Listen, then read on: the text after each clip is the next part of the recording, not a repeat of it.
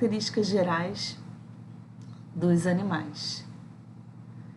Então, quando a gente fala nos animais, a gente relaciona, né, todas as características comuns e isso se transcende, né, ao seu ancestral também comum.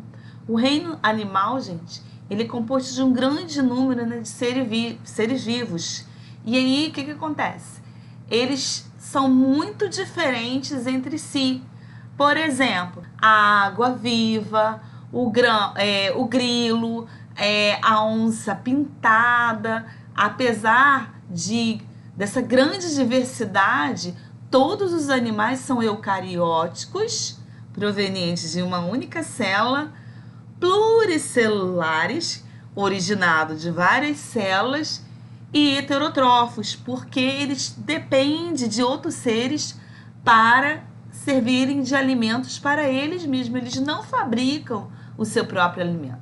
Então, tradicionalmente, os animais, eles são divididos em dois grupos, os invertebrados e os vertebrados, de acordo com a ausência ou presença da coluna vertebral, né, do crânio e de outras características que a gente vai falar daqui a pouco sobre ela. Então, os invertebrados, né, eles vão representar a maioria desses animais, né? Os principais filos dos invertebrados são o Polífera, o Quinidária, o Plateuminto, né, o Nematoda, o Molusco, o Anelídeo, o Artrópoda, né? E os vertebrados, eles pertencem ao filo do Chordata e podem ser divididos pelos peixes, pelos répteis, pelas aves, pelos mamíferos.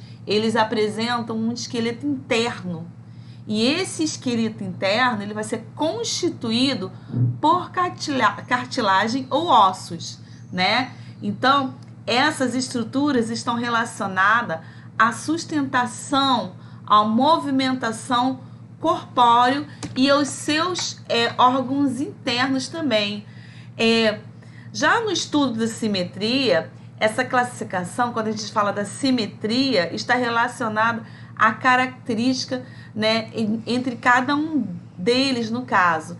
A simetria é uma semelhança que vai ser encontrada como se fosse partes equivalentes, né, de objeto ou seres vivos quando ele está dividindo por um plano imaginário que passa, né, de um eixo central para a parte do corpo.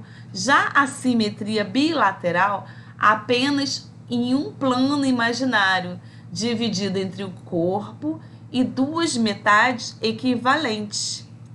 A simetria bilateral, elas vão equivaler às duas metades iguais, equivalentes, iguaizinhas. Esse tipo de simetria é encontrada na maioria dos grupos, né, dos animais. E a simetria radial por mais de um método, né, imaginário. Já a fisiologia, né, dos animais, né, a fisiologia são as funções que os seus organismos eles representam, né? Por exemplo, a digestão, a captação, né? No caso, a digestão é o processo de como que eles agem, né, em relação aos alimentos, como é que esses alimentos vão ser transformados, né, em partículas menores, como é que eles vão ser absorvidos, né, pelas células e são utilizadas através da produção de energia, né, que vai manter o corpo. Eles podem acontecer também a parte de fisiologia, né, uma das funções, a respiração, que é feita através da captação do gás oxigênio, né, no ambiente deles, e aí vai devolver o gás carbônico. Isso daí, gente, pode ser feito, né, por estruturas especializadas, como os pulmões, as brânquias, né, dos peixes, ou em alguns animais a superfície corpórea, tá? Já a excreção, aquilo que eles vão jogar para o meio externo, né, através dessas excretas, né, E aí vai tornar, algumas vão ser tóxicas, tá?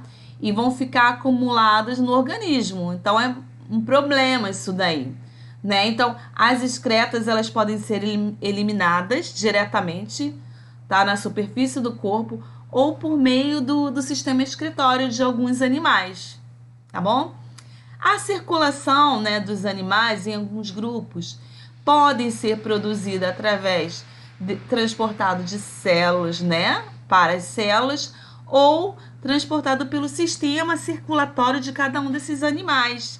E o meio de reprodução pode ser por forma sexuada, por troca de gameta ou assexuada, sem troca de gameta, né? Alguns animais, né, por exemplo, a gente já falou da minhoca, ela é hermafrodita, ela faz a cópula com ela mesma, né?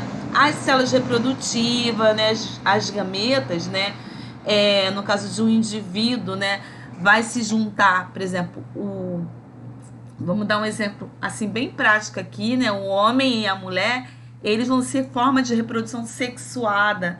Por quê, gente? Porque eles vão ter os gametas masculinos, espermatozoide do homem, e o da mulher, né, as gametas femininos, os óvulos, e aí eles dois vão se unirem e vai dar origem a um embrião, né, que a gente fala aqui na parte inicial, é o zigoto dele. Então, assim, isso aí é um exemplo de forma sexuada.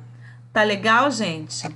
Então, hoje a gente falou sobre as características gerais, tá bom? Um beijo para vocês e até o nosso próximo encontro.